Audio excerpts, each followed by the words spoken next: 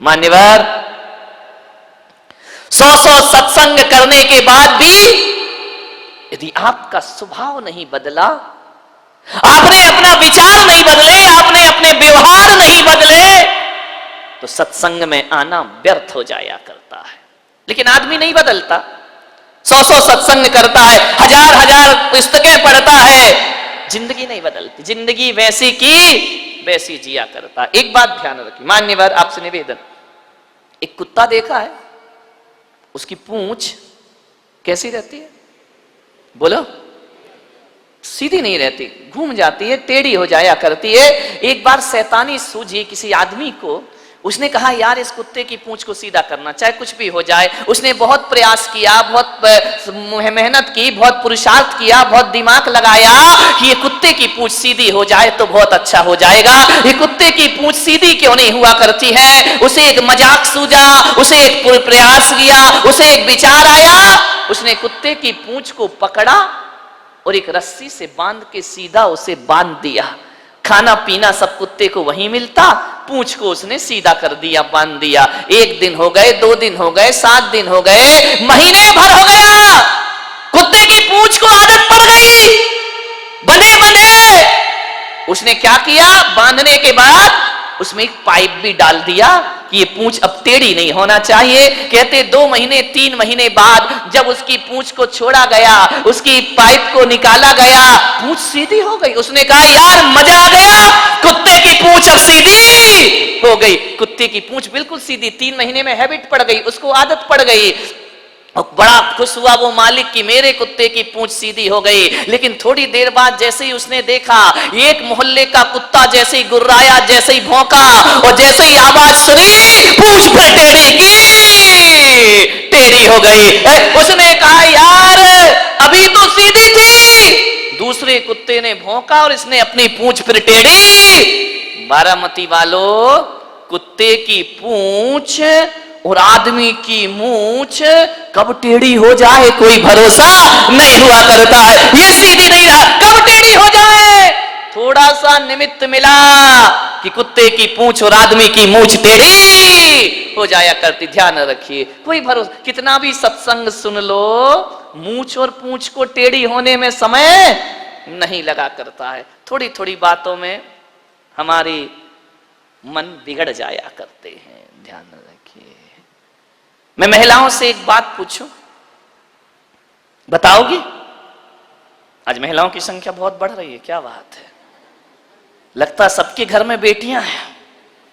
ध्यान रखिए। एक बात मैं आपसे पूछना चाहता हूं कि एक आदमी ऐसा है जो बहुत गोरा है, बहुत सुंदर है, बड़ा स्मार्ट है, बड़ा हैंडसम है, देखने में बड़ा खूबसूरत लगता है, पढ़ा लिखा भी बहुत है, बहुत पैसा कमाता है, 5 लाख रुपए महीने कमाता है। ध्यान रखना, देखने में बहुत गोरा चिट्टा, बड़ा सुंदर नैन नक्श, 5 लाख रुपए कमाता है।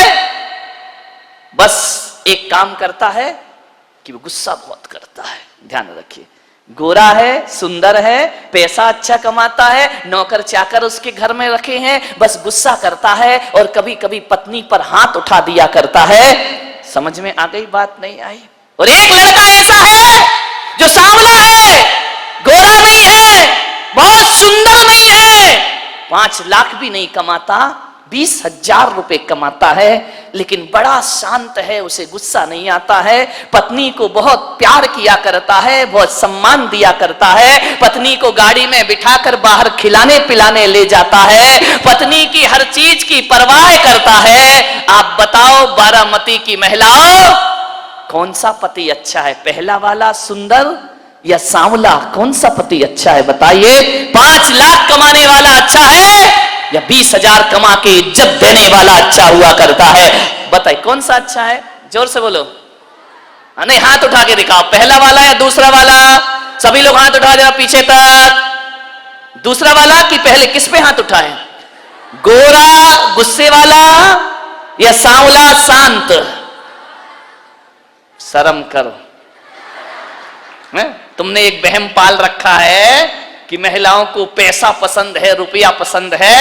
आज पता पड़ गया महिलाओं को पैसा नहीं, प्रेम पसंद है, इज्जत पसंद आया करती है। विचार, इन्हें नहीं चाहिए रुपया पैसा, 5 लाख की जगह 20,000 कमाना, लेकिन मेरे भाई जरा इज्जत से पेश आना। ध्यान रखिए, गुस्सा वाला तो नहीं चाहिए ना, बिना गुस्से वाला सांवला चलेगा? क्या बात है, वाह। अब चेंज नहीं हो सकता, देखो अब जैसा है ठीक है। मैं तो जिनका नहीं आया उनकी बात कर रहा।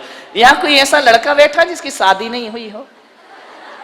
बैठा है या नहीं बैठा? कोई भी कुंवारा लड़का हो यदि जिसकी शादी नहीं हुई हो? नहीं, सब शादीशुदा हैं। एक आध तो होगा ना भाई जिसका विवाह नहीं हुआ। हाथ उठाइए जिसकी शादी नहीं हुई है। हाँ, इधर आ बेटा, आजाओ आजाओ, घबराओ नहीं, परेशान मत हो, आजाओ आ जाओ। हाँ, तो डरना का है कुछ साथ। हाँ, तुम आ जाओ बेटा, आ जाओ, लाल शर्ट आ जाओ, ऊपर आ जाओ बेटा। देखो बच्चा है, अब शादी नहीं हुई तो हो जाएगी। अब मैं इतना बड़ा ऐड कर रहा हूं उसका है, इसका बायोडेटा। जिसके घर में हो लड़का सुंदर है, हाँ बेटा, खूबसूरत है, बहुत प्यारा लड़का, आइए बेटा आइए। ये लड़का देखो, इसकी शादी नहीं हुई है। आओ, माइक देना जरा इसको। नहीं, इसका देखो पूरा परिचय तो कराऊंगा बेटा, बहुत अच्छी बीवी मिलेगी, टेंशन मत ले। वो माइक रखा, उठा लेना। हाँ, नाम बता बेटा अपना। माइक तेरी हो गई ना, इसी चक्कर में टूट रही बेटा। हाँ, माइक चालू कर, बोले बेटा नाम बता। रामढवे शुभम। रामढवे शुभम। राम, अच्छा कौन सी क्लास पढ़ते हो? बीएससी झाली, बीएससी हो गई। शादी नहीं हुई? नहीं। यार इतने स्मार्ट हो फिर भी नहीं हो रही? अभी उम्र नहीं हुई उतनी। अच्छा, उम्र नहीं हुई तो तू आखा है क्यों गया? जल्दी करना है क्या? देख, लड़का बहुत अच्छा है, पढ़ा लिखा है, बीएससी कर दिया है। किसी घर में कोई हो तो संपर्क कर सकता है, इसकी शादी कराना है। शादी करेगा या साधु बनेगा? शादी करूंगा। शादी बेटा, लक्षण खराब है क्या? विचार, एक बात मैं तुमसे पूछ सकता हूं, उत्तर दोगे? एक बात मैं पूछ सकता हूं, यदि आपको बहुत सुंदर लड़की मिले, बहुत खूबसूरत लड़की मिले, बिल्कुल, क्या बोलूं, कौन बोला? ऐश्वर्या राय। इतनी जल्दी इनके उत्तर आते महिलाओं के। एक बहुत खूबसूरत लड़की मिले, और दहेज भी बहुत मिले, लाखों रुपए लेकर के आए, लेकिन वो लड़की खूबसूरत देखने में बहुत हो, पैसा भी बहुत लेकर आए, लेकिन उसको बात करने की तमीज ना हो, वो गुस्से में बात करती हो। और एक लड़की वो जो सांवली है, ज्यादा सुंदर नहीं है, बहुत ज्यादा पैसा भी लेकर नहीं आएगी, लेकिन सबसे बड़ी इज्जत और सम्मान से बात करती है, सबको बड़ों का आदर करती है, छोटों से प्यार करती है, बोलने की तमीज उसके अंदर है। बेटा कौन सी लड़की से शादी करोगे? सुंदर वाली या सांवली इज्जत वाली? सांवली। पक्का? पक्का? सुंदर नहीं हुई तो? स्वभाव अच्छा हुआ तो चलेगी? पैसा नहीं लाई तो? कौन कहता इस देश में दहेज के लिए लोग मरते हैं? आज इस जवान ने साबित कर दिया कि मुझे पैसा और सुंदरता नहीं, मुझे स्वभाव की सुंदर लड़की चाहिए। ध्यान रखना है, ये नौजवान, ये भारत का जवान, ये विचार रखता है कि खूबसूरत लड़की लेकिन बोलने का तमीज भी ना हो तो उससे मैं शादी नहीं कर सकता हूं, बल्कि मैं उस लड़की से शादी करूंगा, थोड़ा रंग काला चल जाएगा लेकिन उसका मन और स्वभाव काला नहीं होना चाहिए। आप इससे बड़ा और क्या फैसला दूं? यही तो मेरे ज्ञान गंगा महोत्सव का प्रभाव है मेरे भाई, कि आपके लड़के कह रहे हैं कि पैसा ना लाए चलेगा, दहेज ना लाए चलेगा, बहुत सुंदर ना हो चलेगा, लेकिन उसका व्यवहार बहुत अच्छा होना चाहिए। ध्यान रखो मान्यवर, ये दो उदाहरण मैंने दिए हैं, इन्हें भी अच्छा पति चाहिए, सांवला हो लेकिन व्यवहार अच्छा हो, और इन्हें अच्छी पत्नी चाहिए, भले ज्यादा सुंदर ना हो लेकिन व्यवहार उसका अच्छा हो। मान्यवर, तो इसका मतलब है कि हर व्यक्ति को चेहरे की सुंदरता नहीं, हर व्यक्ति को व्यवहार की सुंदरता चाहिए, स्वभाव की सुंदरता चाहिए, यही जीवन का सुख हुआ करता है। ऐसा नहीं है कि गोरी लड़की से शादी मत करना, नहीं, उसका भी अच्छा स्वभाव हुआ तो क्या दिक्कत है, विचार करना है। मान्यवर, आपसे निवेदन है, सोचिए आप, स्वभाव बहुत अच्छा होना चाहिए। आदमी कुछ बदले या ना बदले, आदमी को अपना नेचर जरूर बदलना चाहिए। और एक बात याद रखना, किसी भविष्यवेत्ता के पास जाने की जरूरत नहीं है, कहीं कुंडली और हस्तरेखा दिखाने की जरूरत नहीं है। किसी से मत पूछो कि मेरा भविष्य क्या होगा, किसी से मत पूछो कि मेरा फ्यूचर क्या होगा। मैं पुलक सागर बताता हूं कि जिसका नेचर बदल जाता है उसका फ्यूचर बदल जाया करता है, और जिसका नेचर नहीं बदला उसका फ्यूचर भी बदलने वाला नहीं है। प्यारी प्यारी भव्यात्माओं, एक संवेदनशील विषय है।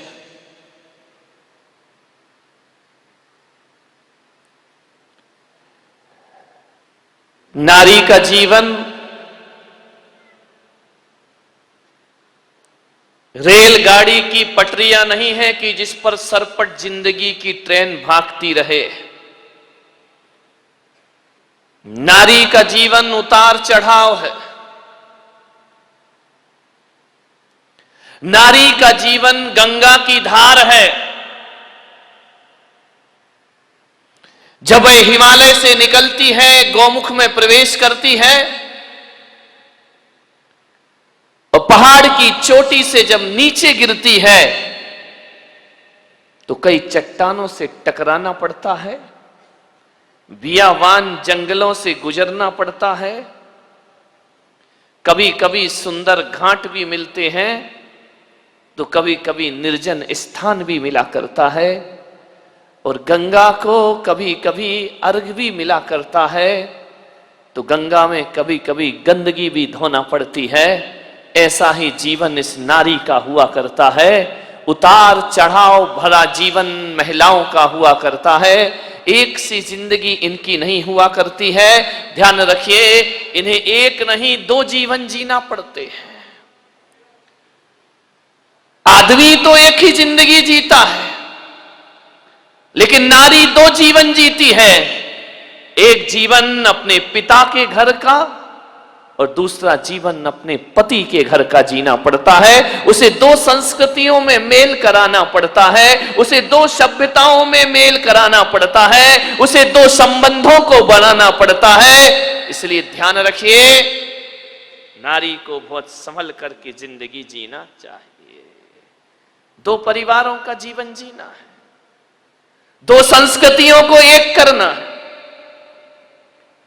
पीहर का व्यवहार अलग है और ससुराल का व्यवहार अलग हुआ करता है, और दोनों को जोड़ने की यदि कला इस धरती पर किसी में है तो वो केवल नारी में है। ये शक्ति किसी पुरुष के पास प्राप्त नहीं हुआ करती है। नारी ही है जो दो सभ्यताओं को जोड़ सकती है, नारी ही है जो दो संस्कृतियों का मेल करा सकती है, और दुनिया में नारी ही है जो एक जन्म में दो जिंदगी जी लिया करती है। वह केवल नारी के बस की बात है, आदमी के बस की बात नहीं है। ये केवल महिलाएं कर सकती हैं, ध्यान रखिए। इसे मां का रूप भी जीना पड़ता है, इसे बहन का रूप भी जीना पड़ता है, इसे पत्नी का रूप भी जीना पड़ता है, इसे पड़ोसिन का रूप भी जीना पड़ता है, और इसे संसार का रूप भी जीना पड़ता है। और ये वही नारी है जिसे एक दिन धर्म का रूप भी जीना पड़ता है। कई जिंदगी जीती है एक नारी, ध्यान रखिए। मान्यवर सोचना, स्वर्ग भी बना सकती है घर को और नरक भी बना सकती है। एक परिवार को चलाने के लिए नारी की बहुत बड़ी जिम्मेदारी है। आदमी परिवार में कितनी देर रहता है? 2-4 घंटे सुबह रहेगा, दुकान चला जाएगा, शाम को लौटेगा, थका हारा आएगा, खाएगा पिएगा, थोड़ा सा टीवी देखेगा और सो जा। 24 घंटे तो आपको रहना है अपने घर में। मैं आपसे निवेदन करता हूं, महिलाएं मंदिर जाती हैं, पूजा करती हैं, पाठ करती हैं, आदमी मंदिर जाता है, भगवान के दर्शन भक्ति करता है। मैं आपसे पूछ रहा हूं कि जरा ईमानदारी से बताना, मंदिर में आप कितनी देर रहा करते हैं? कितनी देर लगाते मंदिर में? पहली बात तो जाते ही नहीं होगे, और जाते भी हो तो कितना समय लगाते हो मंदिर में? बताइए। 5 मिनट? तेरे की आधा घंटा जाने में लगता है, 5 मिनट में निकल आता है बाहर। महिलाओं आप बताइए, इनके कोई भरोसा नहीं है, कितनी देर मंदिर में लगता है? आधे घंटे, 1 घंटा स्वाध्याय करो, पूजा करो, पाठ करो, 1 घंटा लगता है। अब मेरा आपसे केवल इतना ही आग्रह और इतना ही निवेदन है कि जिस मंदिर में 1 घंटे रहती हो उस मंदिर को बड़ा पवित्र रखा जाता है, उस मंदिर की पवित्रता का ध्यान रखा जाता है। मैं आज बारामती वालों से पूछना चाहता हूं कि जिस मंदिर में 1 घंटे के लिए जाते हो उसे पवित्र बना के रखते हो, तो फिर जिस घर में 23 घंटे रहते हो उसे पवित्र क्यों नहीं बनाया करते हो? 23 घंटे वाले को पवित्र बना लो। ध्यान रखिए, 1 घंटे वाले की पवित्रता मंदिर जैसी पवित्रता घर में बना के रखे। मंदिर में कितने शांत होते हो, मंदिर में कितने अच्छे विचार होते हैं, मंदिर में कितने धार्मिक हो जाते हो। काश ऐसी जिंदगी घर में जीने लगो। तो मैं पुलक सागर कहता हूं कि जिसने अपने घर के 23 घंटे शांत वातावरण और स्वर्ग जैसे बना लिए, उस आदमी को फिर किसी मंदिर में जाने की कोई आवश्यकता नहीं पड़ा करती है। ध्यान रखिए, 23 घंटे वाले को पवित्र बनाओ। ध्यान रखो, नसीब भगवान बनाता है। और जैन दर्शन को देखो तो नसीब भाग्य से बनता है। एक बात याद रखना, किस्मत भाग्य से बनती है, किस्मत भगवान से बनती है। किस्मत बनाना भगवान के हाथ में है और किस्मत बदलना भी उसके हाथ में, वो हमारे हाथ में नहीं है।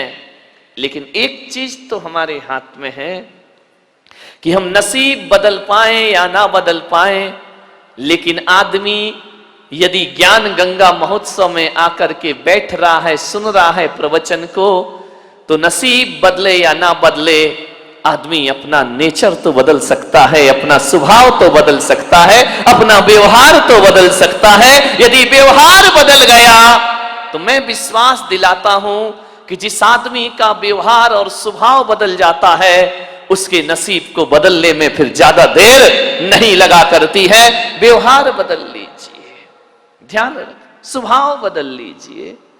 एक कुम्हार मिट्टी से चिलम बना रहा था। चिलम जानते हैं?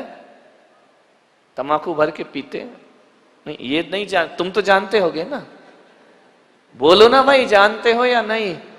जिसमें गांजा अफीम भर के पी जाती है। एक कुम्हार चिलम बना रहा था। एक कुम्हार हुक्का तो समझते होगे ना कि नहीं, इतने सीधे तो तुम नहीं हो जितने दिखाई दे रहे हो। ध्यान रखना, इतने सीधे बैठे ऐसे हो जाओ तो मुझे काहे को 1-1 घंटा ये प्रवचन करना पड़े, बताइए। एक चिलम जो एक कुम्हार है वो चिलम बना रहा था, चिलम का निर्माण कर रहा था। चिलम बनाते बनाते उसके मन में ना जाने क्या आया, उसका बुद्धि फिरी, उसका दिमाग फिरा।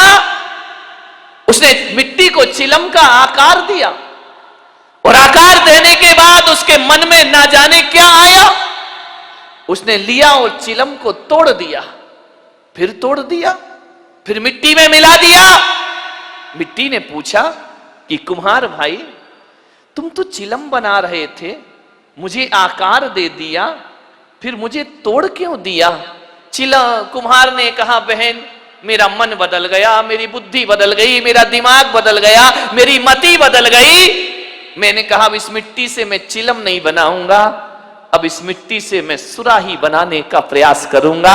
मैंने चिलम तोड़ दी और सुराही बना दी है। मेरा मन बदल गया, मेरी मति ने कहा कि चिलम मत बनाओ, बनाना है तो सुराही बनाओ, और मैंने चिलम का आकार तोड़ के सुराही का आकार दे रहा हूं। सुराही बहुत खुश हुई, उसने कहा कुम्हार भाई धन्यवाद, तूने चिलम को सुराही बना दिया। अरे कुम्हार भाई, तेरी तो मति बदली, मेरी जिंदगी बदल गई, मेरा जीवन बदल गया, मैं तो बदल गई। अरे चिलम बनती तो खुद भी जलती और उसमें जो तमाकू होती उसे भी जलाती और पीने वाले को भी जला करके खाक कर देती। मगर भाई तेरी मति बदली, मेरी जिंदगी बदल गई, तूने मुझे चिलम से सुराही बना दिया, अब खुद भी ठंडा पानी पीऊंगी और हजारों की प्यास बुझाऊंगी। ऐ कुम्हार, तूने मेरी जिंदगी को सुधार के रख दिया है। ध्यान रखिए, एक कुम्हार शराब का प्याला भी बना सकता है और एक कुम्हार उस मिट्टी से मंगल कलश का निर्माण भी कर दिया करता है। ध्यान रखना, शराब का प्याला बनेगा, पी जाएगी शराब और फेंक दिया जाएगा, और यदि उस मिट्टी से वो कुम्हार कलश बना देता है तो कलश ऊंचे स्थान पर सम्मान को प्राप्त हुआ करता है। मान्यवर ध्यान, मिट्टी बहुत खुश हुई कि तेरी मति बदलने से मेरी जिंदगी बदल गई।